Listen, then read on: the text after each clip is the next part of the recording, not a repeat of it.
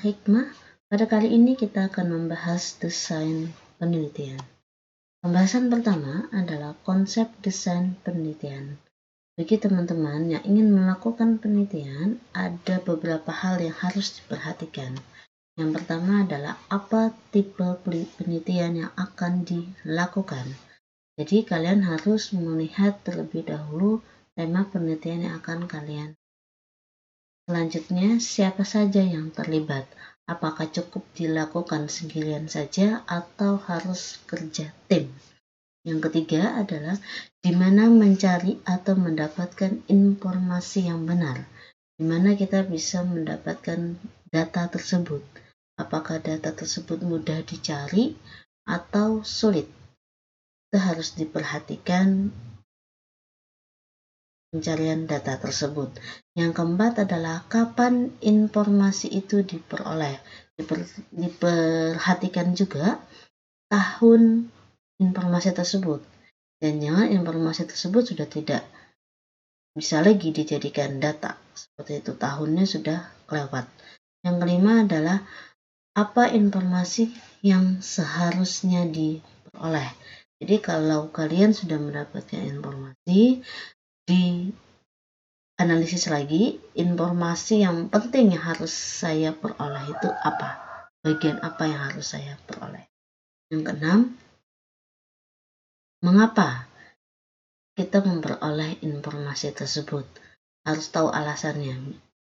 Misal kita ingin mengetahui proses pembelajaran, kenapa kita perlu mengetahui proses pembelajaran dan bagaimana respon dari proses pembelajaran tersebut. Apa alasannya sehingga kita harus mengetahui itu. Selanjutnya, dan bagaimana cara kita memperoleh informasi tersebut. Bisa dengan cara beberapa metode pengumpulan data, ada itu wawancara, kuesioner, dan lain-lain. Dan kita harus mengetahui bagaimana cara kita mendapatkan informasi tersebut. Itu ada 7 poin yang harus diperhatikan dalam mengkonsep penelitian. Terus pertanyaannya, apakah itu harus satu persatu diperhatikan? Apakah harus tahap demi tahap? Tidak juga, bisa kalian memperhatikan sesuai kebutuhan kalian. Bisa kalian mulai dari tahap yang ke-6, mengapa kita perlu memperoleh informasi tersebut, atau kalian juga perlu memperhatikan dan siapa nih yang terlibat gitu ya. Jadi tidak harus urut apa, siapa, di mana, kapan, apa, mengapa, dan bagaimana. Apakah kita harus memperhatikan semua ini? Alangkah lebih baiknya diperhatikan, karena ini bisa menghasilkan sebuah penelitian yang berkualitas. Apalagi data ya, di sini berkaitan hampir dari di mana, kapan, apa, mengapa, bagaimana. Karena data ini menjadi krusial. Data itu menjadi patokan apakah penelitian ini akan dilanjutkan atau tidak, apakah penelitian ini akan dimulai atau tidak. Itu bisa berdasarkan dari data. Dari data tersebut juga itu bisa menentukan metode apa yang paling tepat dalam penelitian yang akan kita lakukan. Selanjutnya, kita akan membahas kerangka penelitian. Yang pertama, itu adalah latar belakang, rumusan masalah, manfaat penelitian. Yang kedua, tujuan penelitian. Yang ketiga, batasan penelitian. Yang keempat, tinjauan pustaka dan landasan teori. Yang kelima, hipotesa. Yang keenam, metodologi penelitian. Yang ketujuh, daftar pustaka. Dari poin 1 sampai 7 yang akan kita bahas secara detail pada hari ini itu adalah poin 1 sampai 3. Sebelum meet yang akan kita bahas secara detail itu poin 1 sampai 3. Selanjutnya nanti baru akan kita bahas poin 4 sampai 7. Jadi kalian diajarkan dulu bagaimana membuat sebuah latar belakang. Mungkin latar belakang akan tercipta ketika kalian udah melihat sebuah produk gitu ya. Ada juga cara berpikir seperti itu. Tahu goalnya seperti apa, bentuknya seperti apa, baru merunut ke arah latar belakang, tujuannya apa, batasan. Itu juga boleh. Jadi kalian bisa merunut nanti berdasarkan dari final project yang pernah kalian lakukan di mata kuliah yang lain. Itu yang menjadi studi kasus kalian nanti di Metopen ini. Selanjutnya, ini contoh dari latar belakang judul penelitian. Implementasi prinsip animasi strike ahead action pada karakter hewan berbasis animasi 2D. Maka latar belakang harus menjawab pertanyaan yang pertama, bagaimana implementasi berbasis 2D, mengapa hanya prinsip strike ahead action yang dipakai, dan kenapa juga hanya karakter hewan, tidak karakter yang lain, manusia, benda gitu ya, atau lainnya. Nah, pola latar belakang. Yang pertama, adanya masalah objek penelitian secara umum. Jadi kita bahas penelitian itu secara umum dulu. Kalau animasi 2D kita bahas dulu. Kenapa animasi 2D-nya? Dan secara. Yang selanjutnya adalah masalah objek secara khusus. Baru kita masuk ke khusus animasi 2D bagian karakter hewan itu bagaimana. Selanjutnya masalah metode yang dipilih sebelumnya. Yang sebelumnya masalah metode yang dipilih itu bisa mengambil referensi dari penelitian sebelumnya. Berdasarkan apa? Atau berdasarkan data yang sudah kita dapatkan sebelumnya. Data ini dipilih data ini diambil atau metode ini diambil berdasarkan data ini. Atau berdasarkan penelitian sebelumnya dengan metode yang sudah kita. Hasil dari metode ini berdasarkan dari studi kasus kita itu cocok. Tapi bagian yang mana yang cocok juga disampaikan dengan narasi yang baik ya. Tujuan yang terakhir ada tujuan kesimpulan penelitian sementara. Apa kesimpulan dari penelitian? Nah, ini contoh dari latar belakang poin pertama, yaitu apa tadi poin pertama adalah masalah secara umum. Nah, kita bahas dulu masalah secara umum. Contoh yang animasi.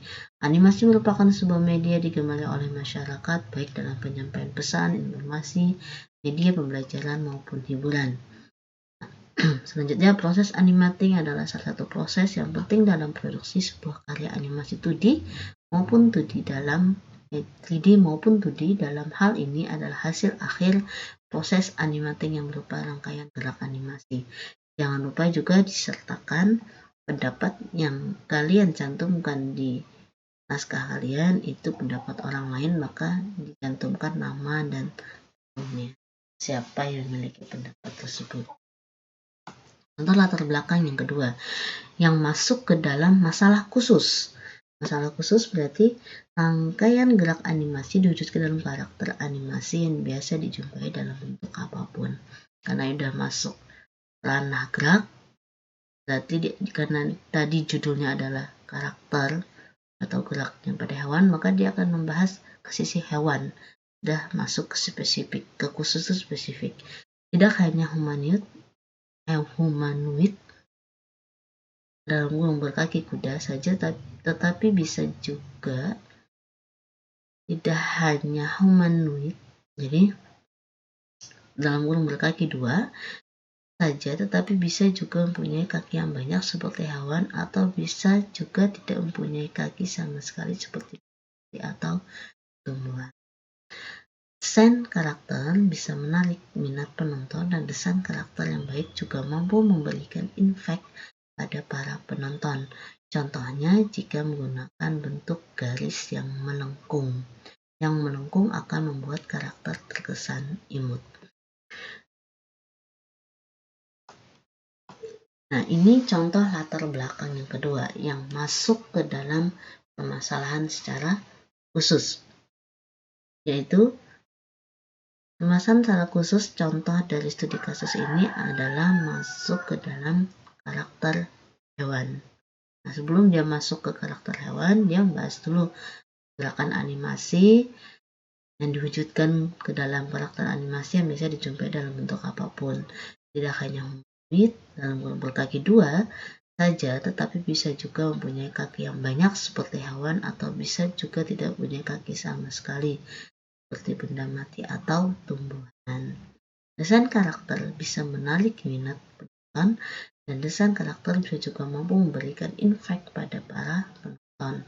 Contohnya, jika menggunakan bentuk garis yang melengkung akan membuat karakter terkesan imut, dan gaya garis yang kotak akan membuat karakter terlihat agresif. Namun, desain karakter yang menarik saja belumlah cukup. Seorang animator harus paham dengan prinsip dasar teknik tertentu dalam proses animating agar karakter animasi menghasilkan kualitas gerak yang indah dan menarik. Itu latar belakangnya udah masuk ke permasalahan khusus, yaitu masuk ke karakter hewan, ini masuk ke bagian gerakan animasi yang sudah mulai membahas sedikit ke hewan dan karakternya. Ini juga sudah mulai menyinggung prinsip animasi yang digunakan meskipun belum spesifik. Selanjutnya, poin ketiga adalah masalah ke metodenya. Metodenya tadi adalah strike of apa tadi? Metode yang digunakan adalah strike ahead action. Nah, ini dia sudah mulai mencantumkan beberapa penelitian yang berkaitan dengan penelitian yang dia gunakan. Ada beberapa penelitian proses animating, tapi tidak khusus ke strike-nya tadi ya. Ini bisa frame by frame, berjudul bla bla bla, untuk gambar manual. Dan nah, ini yang penelitian kedua yang sudah mulai masuk ke prinsip post to post dan strike ahead. Nah, penelitian kedua udah mulai masuk penelitian yang metode yang diambil. Penelitian ketiga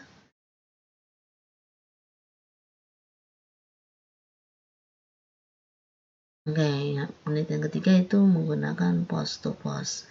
Sebenarnya cukup hanya salah satu aja yang paling berkaitan dengan metode yang kita gunakan. Tapi jika ingin diungkapkan metode yang lain juga boleh. Jadi biar kita mengetahui kenapa alasan penulis. Jadi biar pembaca itu mengetahui alasan penulis kenapa mengambil metode strike. Selanjutnya adalah contoh latar belakang poin keempat. Poin keempat itu kesimpulannya. Kesimpulan sementara yang akan diambil dan mempertegas metode apa yang akan salah satunya dalam metode pembuatan animasi terkenal dalam proses animating dan banyak digunakan oleh animator adalah strike ahead action. Prinsip animasi strike ahead action merupakan pengerjaan dengan gambar satu persatu, frame by frame, dari awal hingga akhir gerak animasi sehingga akan tercipta gerakan animasi detail dan halus. Dasar latar belakang tersebut, tujuan penelitian ini yaitu membuat animasi karakter hewan studi dalam menerapkan prinsip animasi strike ahead action agar gerak animasi yang dihasilkan menjadi detail dan halus. Jadi ternyata ahead action itu juga memiliki hubungan dengan prinsip atau proses pengerjaannya menggunakan frame by frame. Makanya tadi penelitian sebelumnya selain mengungkapkan strike ahead, tapi juga prinsip post to post juga di post to post. Frame by frame juga diungkapkan, ditampilkan di naskah, di latar belakangnya diambil juga. Nah, proses pengerjaannya ternyata menggunakan frame. Selanjutnya adalah rumusan masalah. Rumusan masalah itu berisi pernyataan atau statement dari peneliti tentang apa yang akan ditelitinya. Harus bahasa masalah biasanya dimulai dari bagaimana. Tidak harus, jadi kata bagaimana itu sebenarnya tidak harus, tetapi beberapa contoh banyak menggunakan Rumusan masalah mengandung informasi tentang apa, siapa, bagaimana, di mana penelitian akan dilakukan.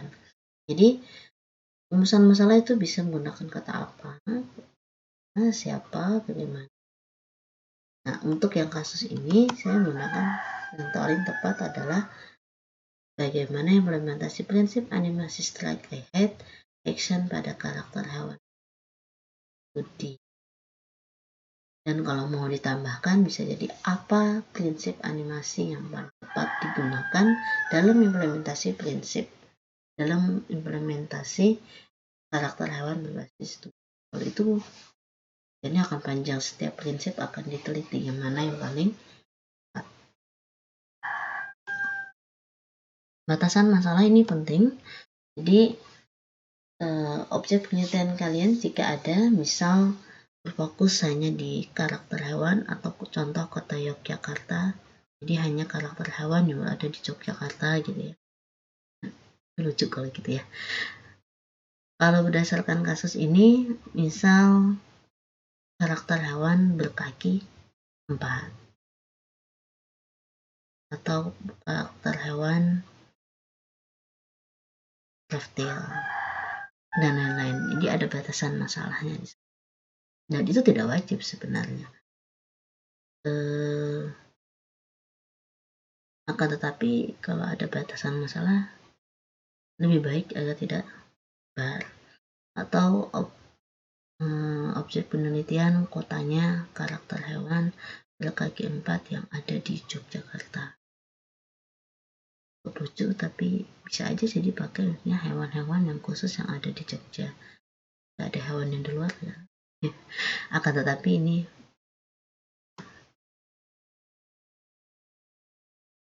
kita masuk ke batasan masalah. Pertama adalah objek penelitian jika ada objeknya. Contoh, objek penelitiannya itu dibatasi oleh kota Yogyakarta. Itu berdasarkan budaya khusus untuk kota Yogyakarta. Atau kalau kita masuk ke studi kasus, itu studi kasusnya tadi karakter hewan, berarti karakter hewan yang berkaki 4. Animasinya fokusnya di 2D saja, tidak di 3D. Teknik yang digunakan, meskipun teknik prinsip animasi itu banyak ya setahu saya, dan yang digunakan hanya satu prinsip saja, yaitu animasi strike ahead action. Yang kedua, teknik pengujiannya setelah film animasi itu dibuat, itu bagaimana teknik pengujiannya agar implementasi tersebut bisa kita ketahui apakah itu diterima atau tidak, layak atau tidak gitu. Dan seterusnya.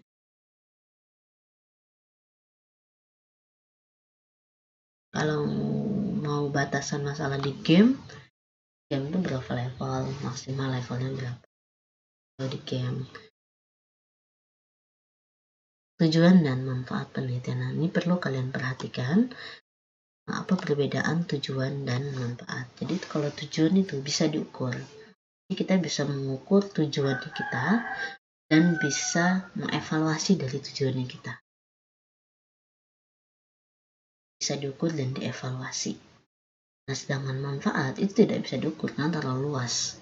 Manfaat lebih ke arah masyarakat. Nah, kalau manfaat ini mungkin butuh penelitian lagi selanjutnya untuk ke sosial, gimana respon masyarakat terhadap kita dan lain. Apakah manfaat itu sudah tercapai atau belum? Contoh yang tujuan yang pertama adalah implementasi prinsip animasi strike ahead action. Secara teknis kita ingin implementasikan prinsip animasi dan itu kita bisa mengukurnya apakah ini sudah sesuai dengan prinsip atau tidak, dan kita harus tahu cara mengukurnya seperti apa. Kita harus mengerti dulu prinsip animasi strike ahead action itu gimana, tahapannya seperti apa, poin-poinnya apa saja. Nah, kita harus ngecek kalau itu sudah sesuai, berarti implementasinya sudah berhasil, tujuannya sudah berhasil, hanya sampai ke implementasi aja. Dan yang kedua, memperhalus gerakan animasi. Nah, melihat apakah animasi itu gerakannya halus atau tidak, berarti kan sudah ada videonya, udah bisa dilihat gitu. Berarti kita bisa memperhatikan apakah ketika film itu diputar misalnya atau video itu diputar, bagaimana gerakan animasi, apa patah atau halus atau lainnya. Kalau itu sudah tercapai, oke, bagi kita itu halus. Apakah bagi orang lain itu halus atau belum? Nah, kita bisa mengukur pendapat orang lain yang ahli gitu ya, yang mengerti, yang bisa memberikan pernyataan bahwa halus atau tidak. Gitu. Kalau orang awam ya belum tentu tahu. Orang awam itu biasanya kalau animasi itu terlihat kasar banget baru oh animasinya kasar nih. Tapi hanya orang ahli yang mengetahui halusnya itu tidak benar-benar halus banget gitu. Dan hanya orang ahli yang mengetahui kalau itu ada kekasaran sedikit. Kalau yang contoh manfaat, memperkenalkan dunia karakter hewan kepada masyarakat luas. Nah, kita tidak bisa mengukur ini. Apakah kita sudah bisa memperkenalkan dunia karakter hewan kepada masyarakat atau dianggap video kita itu belum mewakili bahwa itu sudah dikenalkan karakter hewan, dan jangan hanya sekedar video saja, tidak ada ilmu di dalamnya, dan kita tidak bisa mengukur itu seberapa dalam ilmu yang kita sampaikan di dalam video. Keep inspiring untuk kalian semua. Jadi yang terakhir adalah untuk mendapatkan sesuatu yang kau inginkan, kau harus bersabar dengan sesuatu yang kau benci. Maksudnya apa? Seperti ini.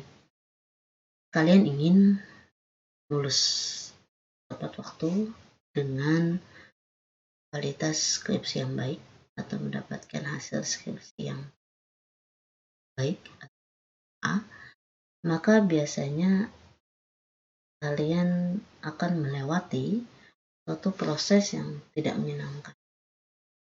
Benci yang berarti yang pertama adalah disiplin.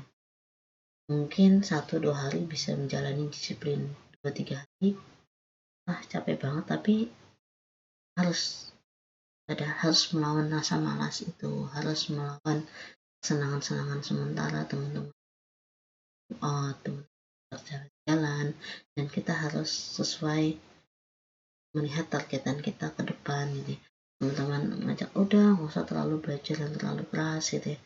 Sebenarnya kita capek tiap hari belajar gitu.